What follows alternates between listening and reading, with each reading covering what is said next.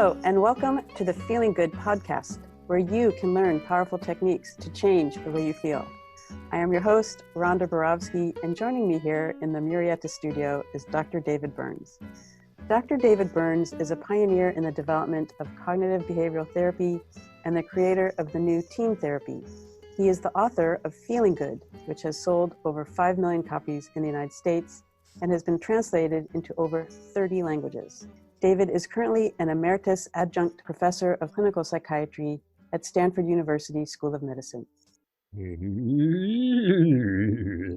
Hello, Rhonda. People can't see you, but as your voice goes up and down, your eyebrows are going up and down. Hello, David, and welcome everyone to episode 211. And this is going to be the first of a two-part series on the achievement addiction, something that I'm sure nearly all of our listeners can identify with. And you also get a chance to visit this week and next week one of the Tuesday night training groups that I had recently at Stanford, and we recorded it on Zoom. And there was such an overwhelmingly positive response to the group that we thought it would be really fun to share it with all of you. And David, can I ask you a question? And then I'd love to read an endorsement. Beautiful. So the achievement addiction is one of the many self-defeating beliefs. And could you talk about how the self-defeating beliefs is incorporated into the team model? Yes. I have a list of, and I'm pretty sure I put it in the podcast notes. So if you go to my look at the show notes, which you can get if you go to my website feelinggood.com and go to the Feeling Good podcast tab. There are 23 common self-defeating beliefs that we think set people up for episodes of depression and anxiety. These distorted thoughts like I'm a loser or I'm a hopeless case, you only have when you're depressed. And then when you're not depressed, you don't have those distorted thoughts. But the self-defeating beliefs are a part of your value system, and they're with you all the time. And the way they work is if you have a self-defeating belief plus a certain kind of negative event, that's when you'll be likely to become depressed or anxious. So in this case, the self-defeating belief is the achievement addiction, that my worthwhileness as a human being depends on my achievement or productivity or intelligence or talents or success or status, that type of thing. Now, if you believe that that's what makes you a worthwhile human being, then we would predict that when you think that you're achieving well and accomplishing things, you'll be happy because you'll think, oh my gosh, I'm achieving a lot, I'm a worthwhile human being. But anytime you fail or think you're in danger of failure, that's when you'll be likely to become anxious and depressed because you'll have the thought, my gosh, I'm not achieving anymore. I just failed. This means that I'm a failure as a human being. So that's how it works. The self-defeating beliefs kind of set you up for depression and anxiety and explain why you become depressed when you become depressed. And on the other side of the coin, if you can change a self-defeating belief, we think that you'll be less likely to become depressed or anxious in the future. So it's not only for personal growth that you can modify these self-defeating beliefs, but also the idea is relapse prevention training. So that's about it. And I think you've got a wonderful endorsement to read, but we also want to remind people that your wonderful new clinic, the Feeling Great Treatment Center, is now open for business. I know this has been a dream of yours for a long time, Rhonda. And can you just tell us just a little bit about what you're up to, where you're located, and people can go to the show notes if they'd like to, contact you or some of your colleagues. Well, we are dedicated team therapists who are dedicated to providing excellent therapy using the team CBT model. And there's myself, Sarah Hester, Amy Spector, Philip Lalonis, and Brandon Vance. And we're doing everything online virtually. So if anyone wants to learn more about what we're doing, it's feelinggreattherapycenter.com, and they can read a little biographical information about all of us and see what all our interests and specialties are, and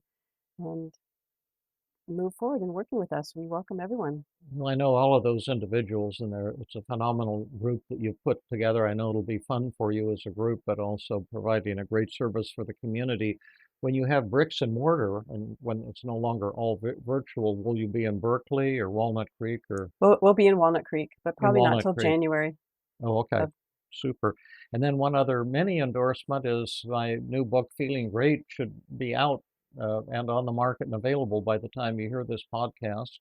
So if you're interested, if you're a therapist or a general citizen, wanting to tune up, or a therapist wanting to learn more about how to do these techniques, that might be a good book for you to take a look at. Like Feeling Good, you've got to do the exercises in it while you read.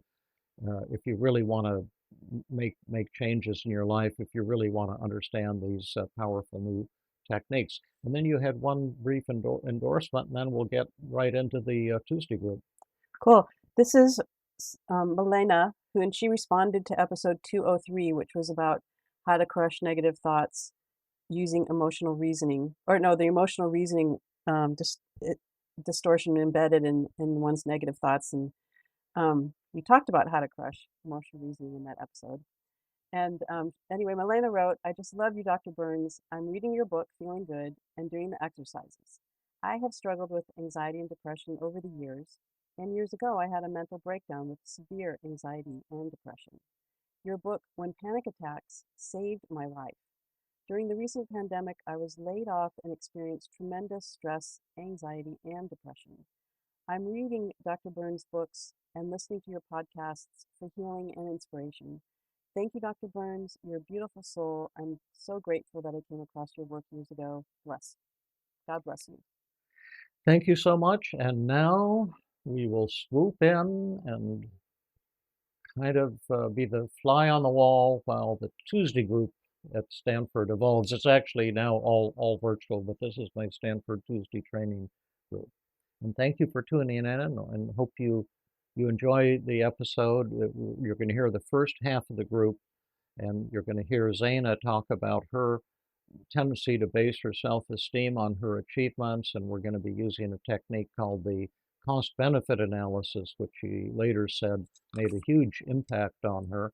And then in part two, which you'll hear next week, will be the last half. You'll hear the last half of the Tuesday group, and you'll hear us using several additional powerful techniques that were helpful to Zeina and that can be helpful to you also, called the semantic technique, the feared fantasy, and the double standard technique. So I hope you enjoy the recording, and thanks so much for joining us.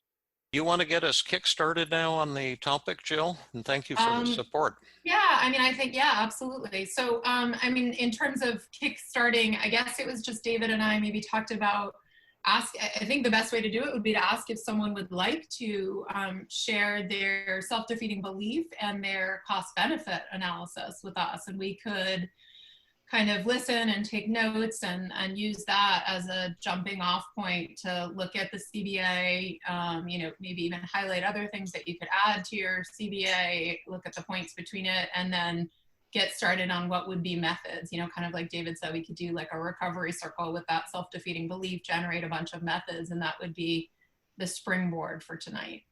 And I see Zeina is volunteering to, so why don't we start with Zeina? And thank you for that, Zeina. Sure, I'm happy to. Okay, should I pull up my cost benefit analysis that I typed up? Okay, all right, I have it in front of me. First share with us what is the self-defeating belief that you came up with? Yeah, it's achievement addiction. Mm-hmm. And how did you word it? Yeah. Oh. That's crucial. Oh, really? Okay. I didn't realize that I was supposed to word it. I thought I was just supposed to do the advantages and disadvantages. Well, it's easy to word it. Okay. So in other words, though, think about it kind of like when if we're going to do paradoxical agenda setting or cost benefit analysis on a negative thought, right? like I'm a loser or something like that. We want it to be the negative thought rather than just like what are the advantages and disadvantages of being self-critical. So in this case, we could say, what is your self-defeating belief? What's your sort of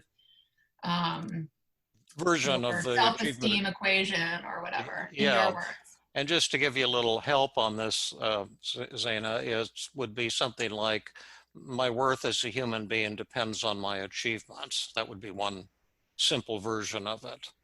Right. I don't know. Something is occurring to me like I am the sum of my achievements. Okay.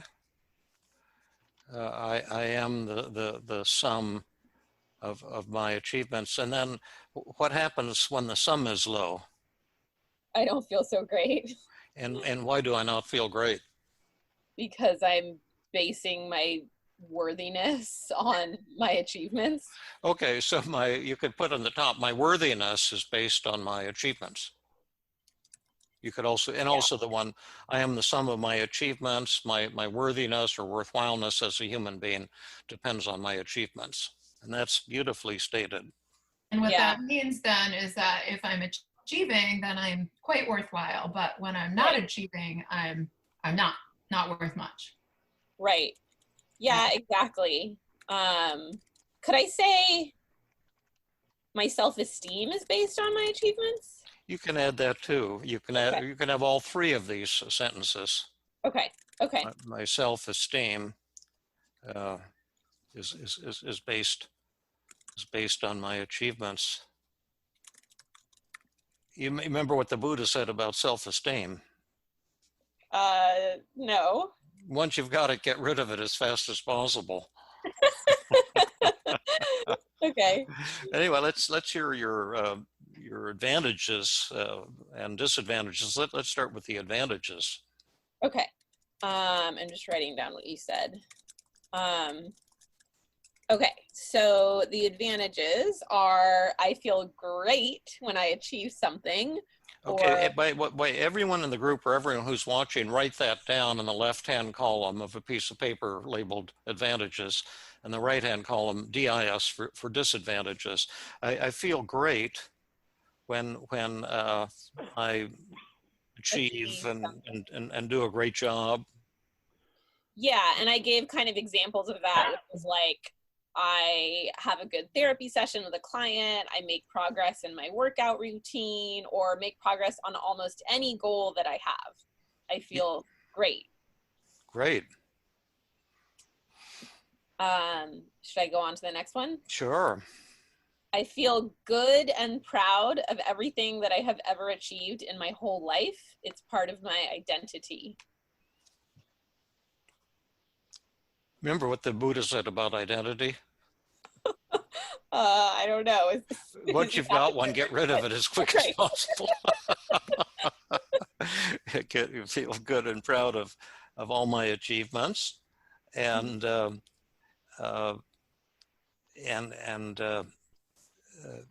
yeah, I feel good and proud of all my achievements, and rightly so. What are some other benefits?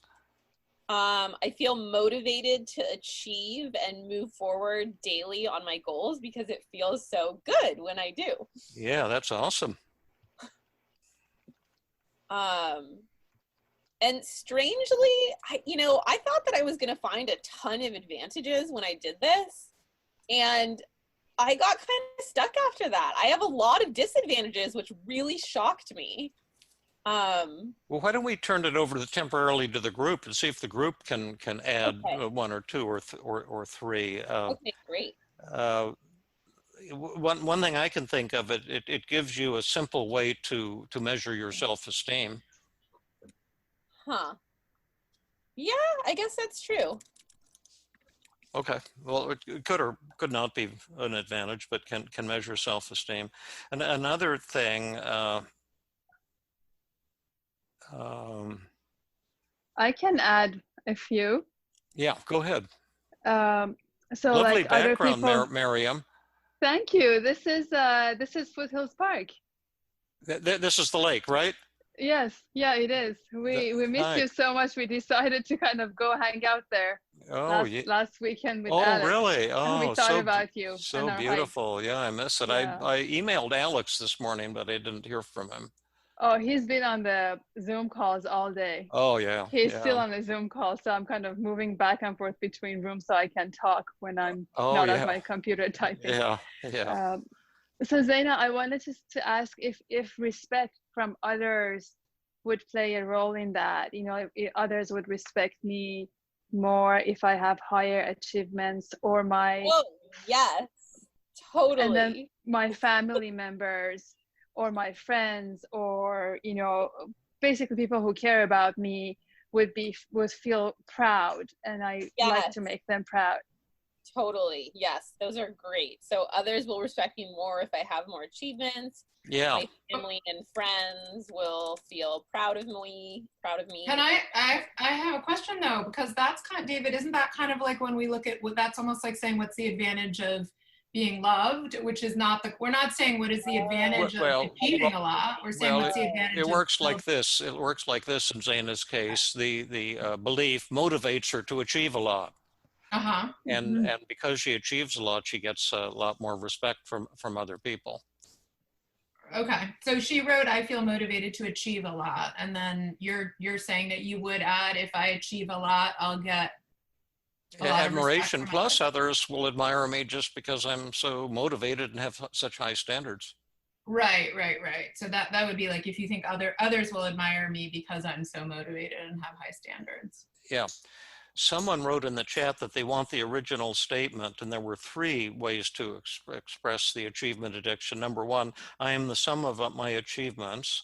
Number 2, my self-esteem is based on my achievements. And number 3, my worthwhileness as a human being depends on my achievements. I think those are the, does that seem about right?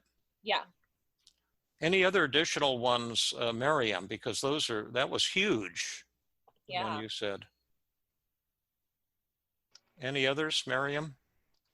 Does it kind of like you have concrete things to show for, so it could put you up for promotions or you know, other advantages?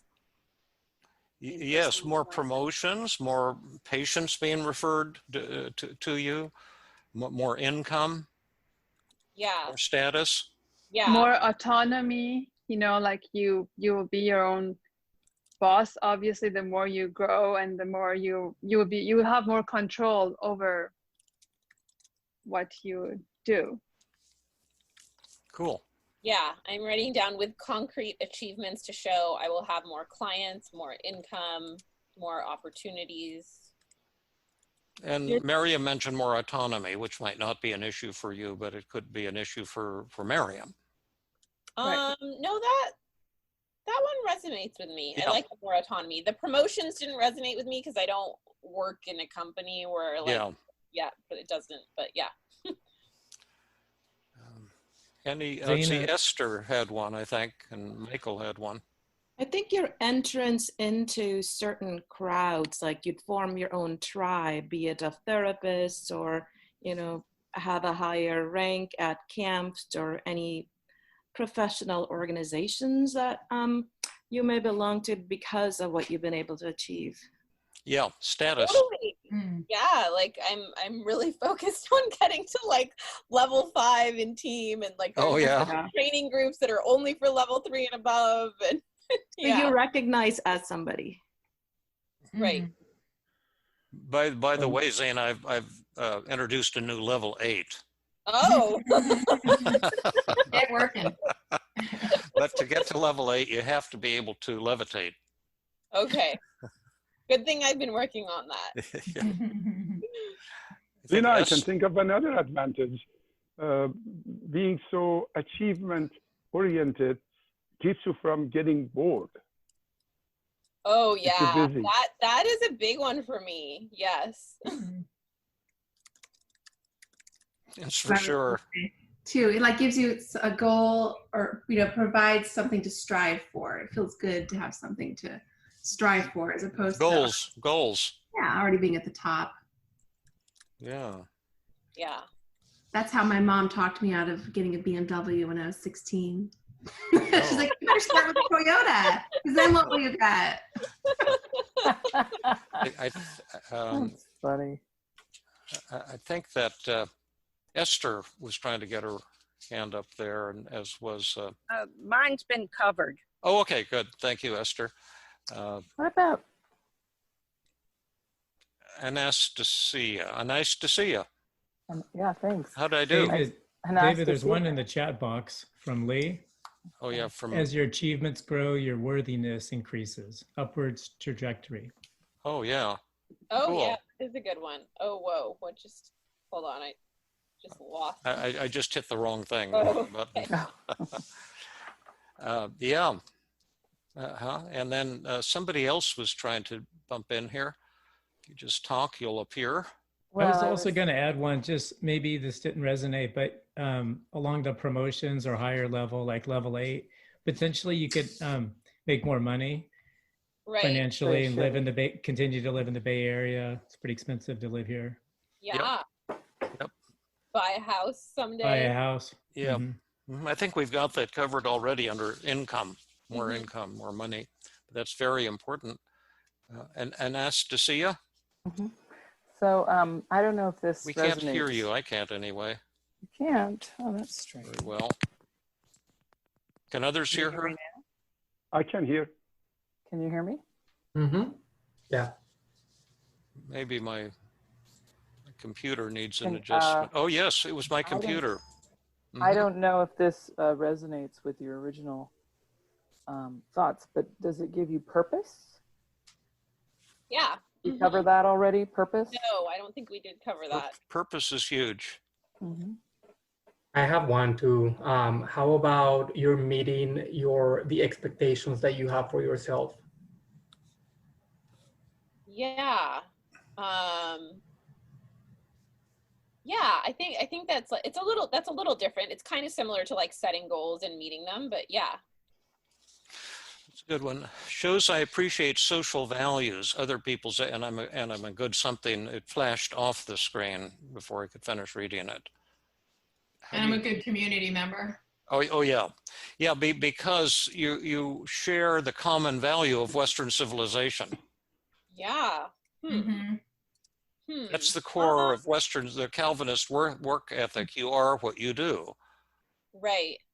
And if you do good work, you're a good person. And if you don't, you're a bad person. And that's the basis of Western civilization. Yeah. That's cool. Well, we've got a good list here, and you can add more, but just so we can keep moving along, you said you found a few disadvantages of this belief. What would they be? So I don't feel good if my achievements are less than my hopes or expectations in the same examples that I listed with the achievements, like in the quality of the therapy I feel like I'm providing, my progress in my workout routine, or progress with almost any goal. Yeah. Right. Even if I'm putting in a respectable amount of daily effort on any particular goal, if I like backslide a little, or even if I hit a plateau with any of my goals, I feel bad despite my consistent daily effort. And I want to feel happy about my consistent daily effort. But if I'm not like always kind of moving the needle forward, even if I'm being great and consistent with my efforts, I don't feel as good if I'm not like seeing the results every day. Yeah, I have a speculation of a disadvantage. Okay. I shouldn't interrupt, but it just popped into my brain. Please, go ahead. Headaches? Maybe, yes. There could be some headaches or like somatic things happening. I'm just speculating. Yeah, no, you might be very right. I'm gonna add all headaches, low back pain, add all of that. Because we're pushing the system so hard all the time. Right. Yeah. And there could be strain and stress and anxiety. Right. Yeah, I'm writing that down. And Zeina, the one that you said then is like that I don't allow myself, I don't reward myself for effort. I only evaluate myself based on outcome. So, Yes. right, even if I work really hard and put a lot of effort in, I don't let myself feel good about it, because it only matters if I was able to push the needle. Right. Yeah. Right. Yeah. Feels sad. That sounds painful. Yeah. And you know, another one I can think of is that we develop the illusion that failures exist, or that failing exists, and that when that appears to be happening, we get upset rather than viewing it as a golden opportunity for learning and growth. Right. Yeah, I'm writing that down. Failures are feared rather than welcomed. Right. Yeah, I'm writing that down. I fail myself so often, every single day, really, every day. Yeah. And then I could either be beating up on myself constantly, and it's nice to have a reminder when you're falling short or being insensitive or whatever. But then you can use that as an opportunity to get close to the person if you're in conflict with, or to learn from that failure. Yeah. Yeah, that's kind of reminding me of like one of the things that I learned from my Buddhist teacher is he talks about how as people move towards enlightenment, they actually become more like babies. And like talking about how, you know, like babies are learning so much and they're failing all the time. Like, and I can't remember where, I think that came up recently. I can't remember if it was in this group or somewhere else, but I mean, babies are failing all the time. And they, you know, if they like got upset and like every time they failed at like trying to walk for the first year of their life, it's more in like the, I don't know, awe of the world and like, that's that. And when you get older, like me, you know, you do become more like a baby. Like you're walking downtown Los Altos and you realize, oh, I forgot to put my pants on. Oh, well.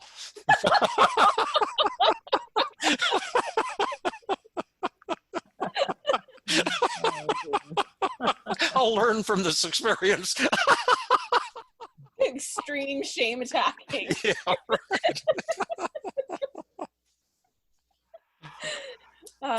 Let's see, I had some other ones too. I feel sad and sometimes ashamed of all the things I did not achieve, or any endeavors in my life where I achieved less than I wanted.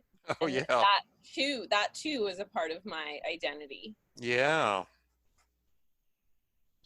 So you wrote down, I feel ashamed of all the things I have not achieved. Yeah, sad and ashamed. Yeah. I'm sorry, Jill and David, how are we framing the disadvantages of Zeina's thought? We're writing them down under I'm disadvantages. saying what I'm not comprehending is I mean, it was easy to understand the advantages of being an achiever, but are we now talking about disadvantages? It's not the advantages of being an achiever. It's the advantages of basing my worth on my achievements. Okay. And so now we're listing the disadvantages of basing my worth on my achievements. So the point is, it's not, am I achieving a lot? There's no problem with achieving a lot. We don't need to help her with that problem. We need to help her with the problem that her self-esteem is totally based on her achievement, right? So when she said the problem with that is then, if I don't achieve, I feel ashamed and sad. Does that make sense, Mark? Absolutely, no, totally understand. David said it, and I'm sorry I missed it. Sorry. And that's one of the teaching points that I'm glad that you raised that question, Mark, because that's one of the subtle teaching points that we're working with tonight. Whenever you're listing the advantages and disadvantages of the self-defeating belief, it's the belief that you're analyzing, not the thing itself. Like, when you're doing the love addiction, well, what are the advantages and disadvantages of basing your self-esteem and capacity for happiness on being loved? And then what are the advantages of setting it up that way? And what are the disadvantages of setting it up that way? You're not doing a list of the advantages and disadvantages of being loved, but saying, I need love to be worthwhile. If I don't have love, I'm not worthwhile. I can't be happy. And that's always the goal of a cost-benefit analysis for a self-defeating belief. Thank you. Thank you. Any other disadvantages of this? Yeah, I have a few more. This came up recently, which is one reason why I was like, oh, I'm happy to volunteer because I want to work on this. So this hasn't come up until now, but I struggle with helping my clients with achievement addiction because I haven't done my own work to let go of this in my own life yet. That's a good one. Yeah. Oh, yeah. I love that. Yeah. And then that could also be true if you have the love addiction as a therapist. And most therapists do base their self-esteem on being loved. And then when the patient says in a downward arrow technique, oh, then that would mean, if everyone rejected me, I'd be alone and unloved. And then the therapist says, oh yeah, that would suck, because the therapist has that fear as well. And then later on, when you overcome that fear as a therapist, then you're in a position to help your patients go to even a deeper level and challenge that assumption. Yeah. That you have to be loved to feel happy or worthwhile. I don't struggle with that one too much. This one's much bigger for me. Oh yeah, we all have our own unique blind spots or vulnerable spots. What are some more downsides of this belief? We kind of covered this a little, but this is more just like on a daily basis. I feel sad and unmotivated when I kind of backslide on my goals or I don't achieve as much as I had hoped in a given day. The earlier one was kind of, I guess I sort of already said that, but that's like more on a daily basis. Sure. And then the last two I wrote, I don't really know where to put them. They're not really disadvantages, but I'll just share them. They're kind of what I came to after I wrote this list. I wrote that I would like to feel motivated and good regardless of what I achieve on a given day or even what I've achieved in my whole life. And I wrote, I want to know that I'm worthwhile regardless of my achievements. And then I wrote, I don't want my identity to be bound up in what I have achieved. So what do I want my identity to be based on, or my self-esteem to be based on? That was just a question, but that was the end of my list. Cool. That's about where we're be heading next. And that's the $60,000 question, or $1 million question or whatever. And we'll have good answers, I hope, too, tonight. And then there's a step even deeper than that. Oh. Once you discover how to feel worthwhile regardless of your achievements, then you can also get over the need to be worthwhile. Right. And that's a higher level of enlightenment, you might say. And it's like climbing up the ladder of enlightenment from rung to rung on the ladder. So should we do a weighting now, Jill? Yeah, that's what I would do next. So just to let people know, clinically when you're sitting with your patient, like I generally would, as David and I are both doing, kind of agree with excitement about the advantages. And then I tend to be a little bit more, sort of sad and pensive with the patient and empathic around the disadvantages, like how much it's really costing the patient and how hard it is to kind of day in and day out push and try and still not feel good enough, or only feel good enough on some days, and work really hard but not achieve exactly what you wanted and then not be able to give yourself credit for it. So just sort of reminding people that you want to make sure you weave empathy in to the cost benefit analysis, and that you're kind of repeating what the patient's saying, making sure you understand it, you're both writing it down. And then kind of at the end of that exercise, I might even have the patient read over out loud the advantages and the disadvantages, and then say, kind of if you had 100 points to divide between the two, how would you assign them and which side weighs more? And what you just said there, Jill, is kind of historically important in the evolution of cognitive therapy, because cognitive therapy was largely developed by Albert Ellis in the 1950s and published all of this stuff more or less in his own way. And then Beck adapted it and called it cognitive therapy. But it's the same basic idea that thoughts create emotions. But one of the differentiating features was that cognitive therapists emphasized empathy and compassion, whereas Ellis emphasized more confrontation. And he was, I love the guy, he was very far out, a little on the eccentric side, incredibly honest, and incredibly fair, but he'd say, like, where is it written that, you know, blah, blah, blah, whatever your self-defeating belief is, to try to challenge people to the absurdity of these rules that we have, the shoulds that we level against ourselves, and the shoulds against the universe, and the shoulds against other people. People should be the way I want them to be. And he would say, where is it written that people should be the way you want them to be? You know, like, who says? But I think that the compassionate style that Jill is recommending is going to get you far more leverage. And you saw me doing that with Zeina too, when I was making sarcastic Buddhist jokes and giggling uncontrollably, was not exactly the sadness and warmth, but that's also a way to connect with the person. And when you're doing these kinds of things, you have to remember that this is an art form of connecting with someone in a warm and helpful and inspiring way. And it's not like a formulas that you can use. And that's maybe not a trivial point, because I think a lot of people really kind of somewhat are looking for formulas. Now we've got this list of advantages and disadvantages. How many of you, by the way, were also writing when we were talking? Put your hands up. And then how many of you were not writing while we were talking?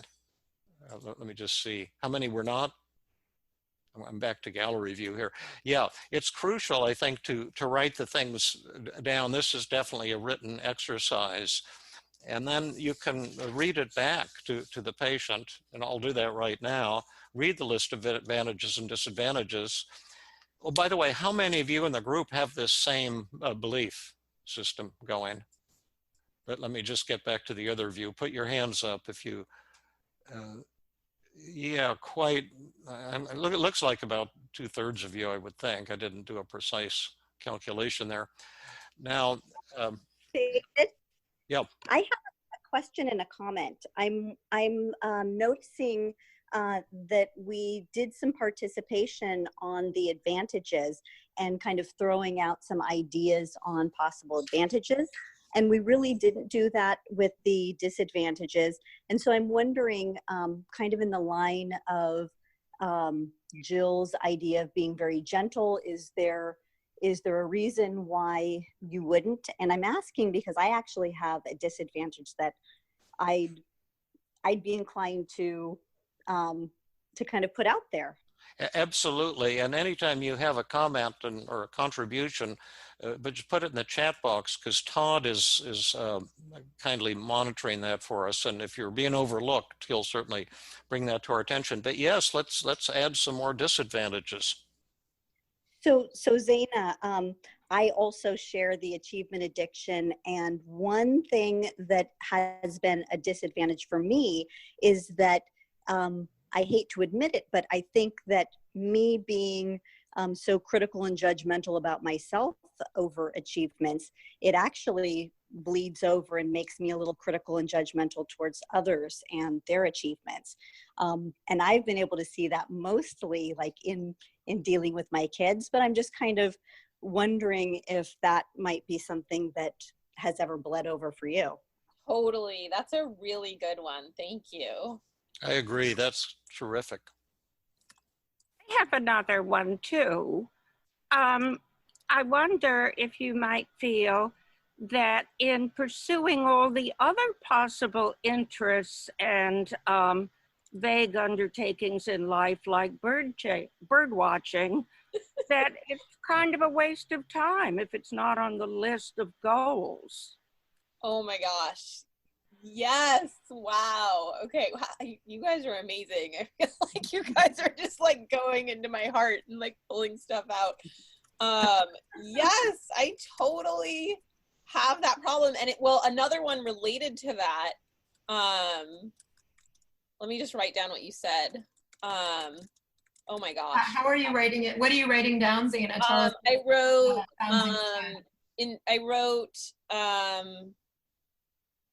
let's see, I'm realizing what I wrote didn't totally make sense. I wrote, it's kind of a waste of time if it's not on my list of goals. Yeah, and so you don't. Sorry, did you want to say something? I thought you were done with it. I'll say it when you're done. Yeah, so yes, I agree. It's kind of a waste of time if it's not on my list of goals. And a couple of ways in which that manifests is like my whole life, I've always like deprioritized having fun. It's always like on the very bottom of my list. Yeah. And like more recently, I'm like kind of isolating myself. Like I have these really aggressive goals that I want to meet like by March, because I'm turning 40 in March, and I'm like, okay, I have to meet these certain goals by the time I turn 40 so that I'll feel like happy on my 40th birthday. And so as a result, I'm like not having a romantic relationship because I'm like, I don't have time for that. I just have to focus on my goals. I only have so many months until March. So I like deprioritize fun and I like isolate myself from other people because I'm so focused on my goals. Yeah. Yeah. Dana, I love how honest you're being with us. I'm seeing so many smiles on the screen. I think people are just so with you in just your total honesty. Like you're totally sharing yourself and your heart and your, you know, your gifts, but also your shortcomings, right? What you're really struggling with. I'm just seeing a lot of like, I think heartfelt smiles, right? Oh, yeah. Thank you. Yeah. Yeah, I think you're connecting with so many people, Zeina. I think that probably 2/3 at least of the people in the United States would benefit greatly by hearing this. And another thing, from my point of view, is that, you know, where do I take personally my real satisfaction in life? And a lot of it was like last week, tonight too, but last week in my small group, and one of our members mentioned, you know, some limitations that she's developed recently and kind of feelings of worthlessness. And she cried and opened up. And, you know, I think as Todd so beautifully wrote in his email to the group, it was like witnessing a miracle, really, that like she touched us all at a fantastic, deep level. And we became one because we all share that. And so that what I'm saying is that wasn't like a kind of joy that comes from great achievement. It was a joy that comes from connecting with people with our weaknesses, with our shortcomings, and accepting one another. And, you know, like our little kitty, I mean, I'm always telling these stupid cat stories, but our little kitty, Miss Misty, she's still inherently feral because, you know, she was abandoned in the woods at 3 weeks old, and probably her mother was killed or something, and she's still easily terrified. But then sometimes in the middle of the night, I'll wake up and I'll reach over to pet her on the bed, and she'll feel relaxed and roll over on her back and put her legs up, her arms up like this, and her legs stretched out, so I can just pet her tummy, and then she'll start purring really, really loud. And, you know, that's just such a sublime pleasure to me. And there are just so many things. Like life is a banquet for us, and there's nothing wrong with achievement, but as you're saying, Zeina, so many other joys and pleasures that can be coming your way. Yeah, thank you for sharing that. There was something in the chat box, David, along the lines of what Zeina was saying about deprioritizing fun. Ryan said there are several amazing and perhaps simple and humble things in life that aren't related to great achievements. Yeah. You know, I wanted to add, Zeina, it's something that you mentioned, that you're deprioritizing other things in life. And I just wondered from the perspective of your friends and family, you know, do they perceive you and hence show up as differently or less because they perceive you as only focused on, you know, things that heavily matter? So how much authenticity maybe is unfolding potentially? I mean, I don't know, I'm just guessing it because I put myself in your shoes and I identify with that, and I get how heavy it is to kind of, you know, get stuck in that. You know, I'm constantly reading books and I'm like, oh my gosh, this is not fitting that. So I really identify with that. How am I perceived by the people who love me? Oh, you know, she's busy with this, so leave her alone. So I just wondered about that, if you identified with that too. I'm thinking, I definitely had, sorry, I got a little distracted while you were talking because I was thinking of something that related to what you were saying. So I don't know, I'd have to think about what you said if I relate to exactly what you're saying, but what it makes me think of that I do relate to is, oh, this is a hard one to share. My goodness, we're really getting like deep in the, so I think it means that I show up as like less the person that I want to be to my friends and family. And like, oh, okay, I can't believe I'm going to share this. So for example, like, it's like if the social interaction isn't like kind of amazing and like moving and meaningful and mind-blowing, I kind of end up feeling like, well, that was a waste of my time. Totally. Yeah. And Yeah. so like for example, I have like one of my best friends from high school. She's been one of my best friends since high school. And I still remember there was one time that we got together. We went on this hike and it was like years ago. And for some reason, I don't know why, we just weren't connecting on that day. And there's nothing wrong with it, but it wasn't like the usual kind of like, you know, deep, like fascinating kind of conversation and connection. And I like, to this day, I remember thinking after that, like having doubts about our friendship. And I'm like, whoa, what is going on with me? Like this person has been in my life for so long. I have one interaction that doesn't rise to my expectations. And I'm like, oh, that was kind of a waste of time. And I like doubt my friendship. And I see myself, I don't really express it. Like, I don't think I act in a way that is like, I mean, I fake it well, let's say that. Like, but inside, like, you know, yeah, I have kind of like feelings of thinking like, if a social interaction isn't like productive or rise to the level that I want it to be, then I'm like, well, that was kind of a waste of time.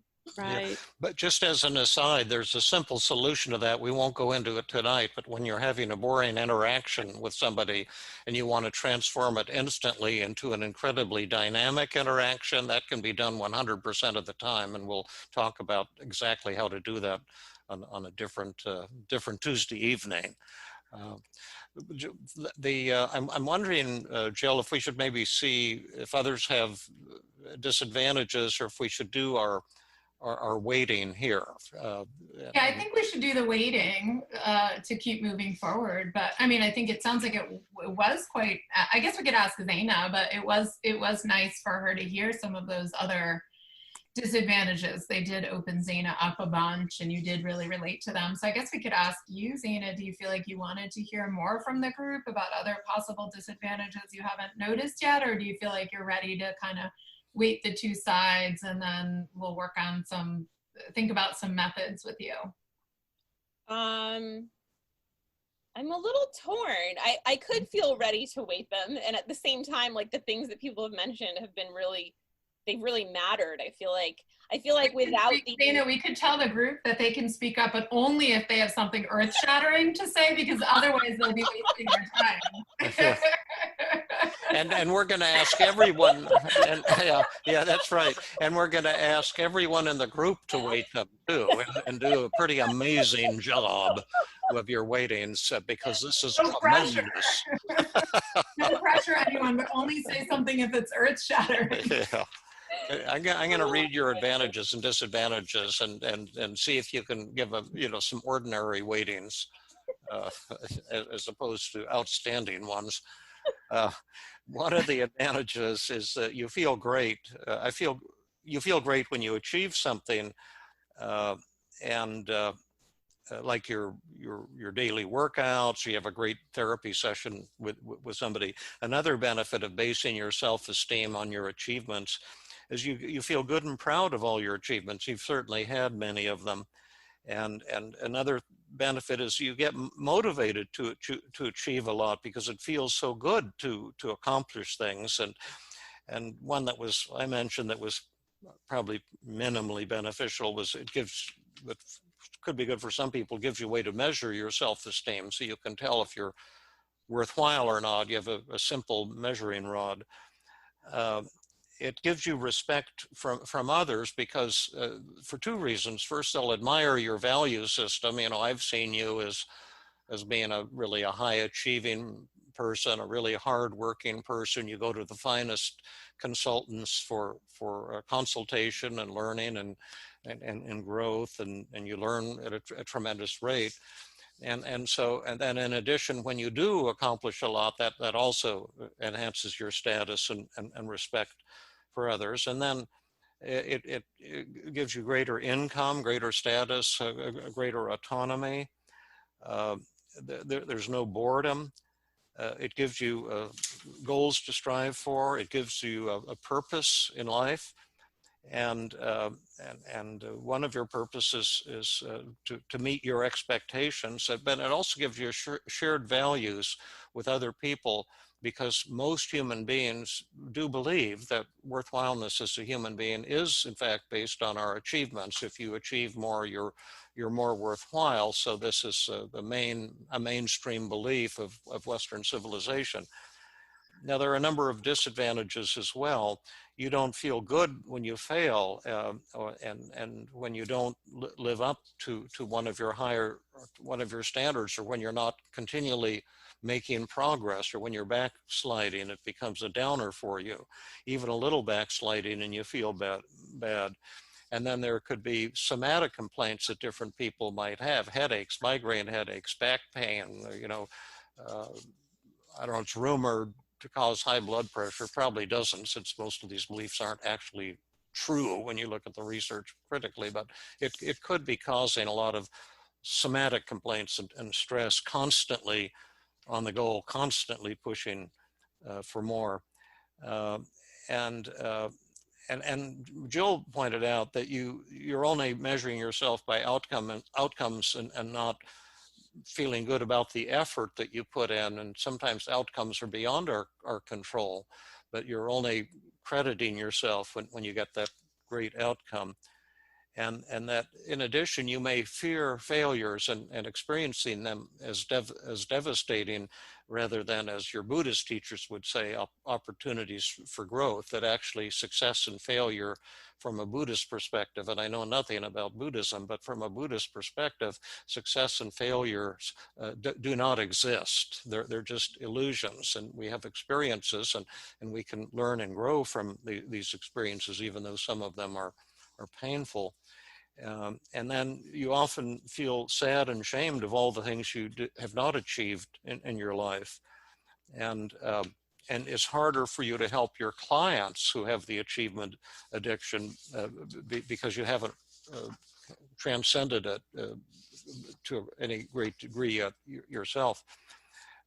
And you feel sad and unmotivated when you backslide. Like, unless you're on that treadmill always moving forward, you're always having to run faster and faster on the treadmill to avoid sinking down, and you'd like to feel motivated and worthwhile regardless of your achievements, and we'll talk about how to do that in a little bit.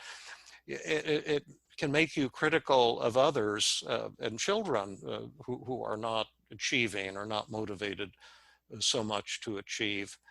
And also, you're not maybe going to enjoy all the other wonderful and awesome things about being alive and connecting with people that don't have to do with excitement or great achievement, you also kind of isolate yourself. And this is a sad thing. There might be some loneliness and, no romance because you're so focused like a laser beam with your life, and that you might devalue ordinary interactions that might feel, very precious to others.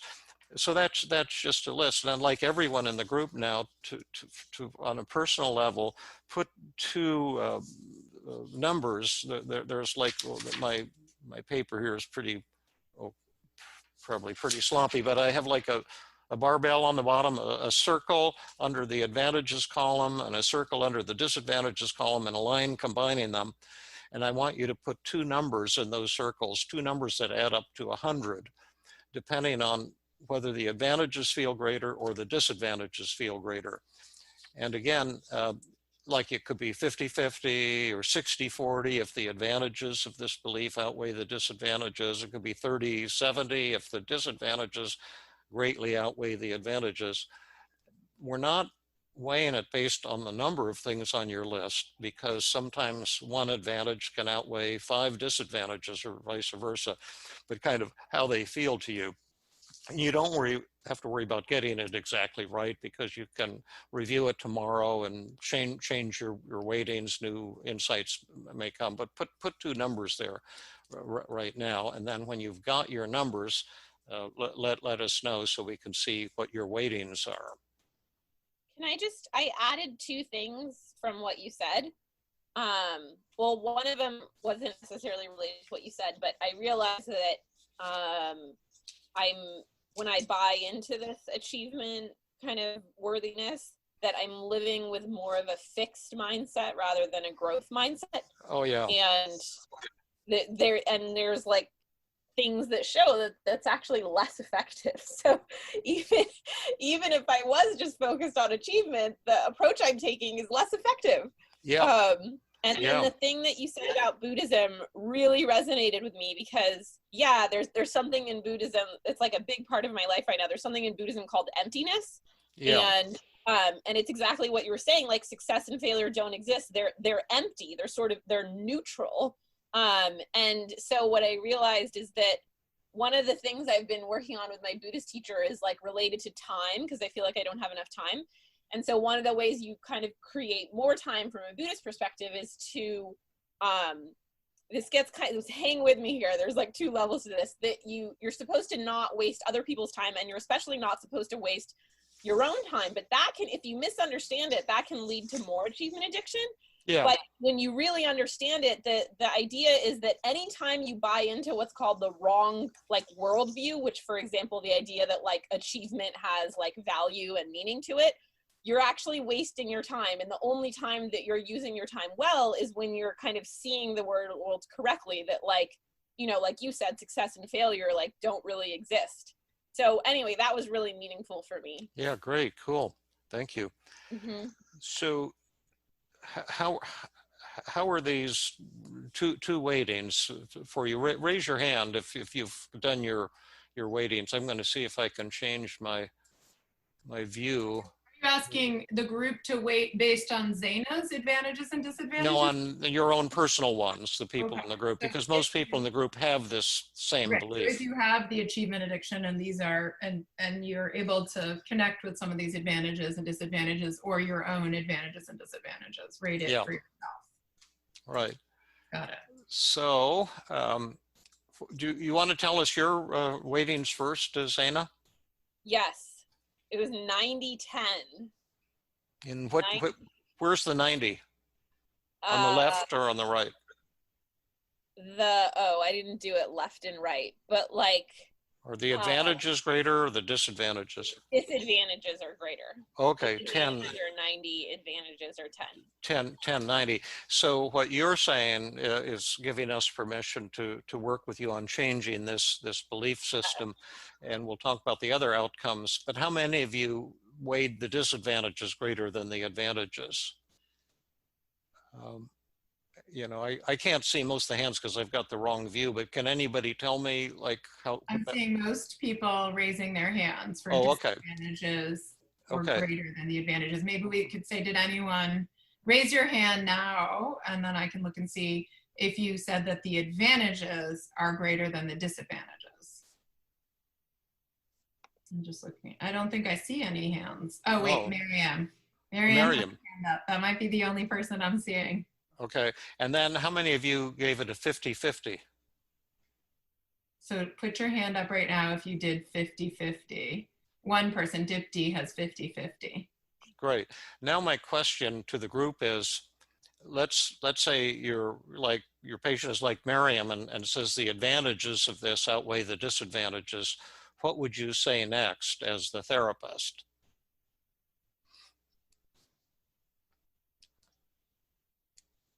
I would say go with your gut feeling. That's a good one. I like that. And any other things that you might say as the therapist? If your patient says, yeah, the advantages of basing my worthiness on my achievements. It's a good system. Right, it's a good system. What would you say? Is there anything else I can help and that maybe we shouldn't be working on this, that this is a good thing for you. Yeah, that's right. And also someone else was just saying the same thing. We're not trying to impose our beliefs on the world or on our patients. And so if somebody's, their perfectionism or their achievement addiction is effective for them, then again, maybe this is not something we need to be working on, but I like working with you. Is there anything else I can help you with? Exactly what Werner said. And that's also called like sitting with open hands. It's a Buddhist concept of not trying to impose our will or our ego or persuade people, but rather than to guide people in evaluating their own value system. Now, if it was 50-50, I would actually say the same thing to the patient. It would be a mistake, in my opinion, to try to sell the patient because that will cause resistance. But if it's 50-50, say, well, maybe this isn't something we need to be working on. We can always revisit it later on, but it takes some considerable effort and kind of work together to change these value systems. And since it's 50-50, there's no reason to do that. But when, as in Zeina's case, and most of you, the disadvantages are greater, then we can go on with some other pretty cool techniques. Well, now you've heard the first part of the Zeina session on the achievement addiction, and next week you'll hear the exciting conclusion. Look forward to tuning in then, and in the meantime, be safe and have a great week. This has been another episode of the Feeling Good podcast. For more information, visit Dr. Burns' website at feelinggood.com, where you will find the show notes for this episode under the podcast page. You will also find archives of previous episodes and many resources for therapists and non-therapists. We welcome your comments and questions. If you want to support the show, please share the podcast with people who might benefit from it. You could also go to iTunes and leave a 5-star rating. The theme music is Gypsy Jazz in Paris, 1935, composed and performed by Brett Van Donsel. I am your host, Rhonda Borowski. We hope you enjoyed this episode. I invite you to join us next time for another episode of the Feeling Good podcast.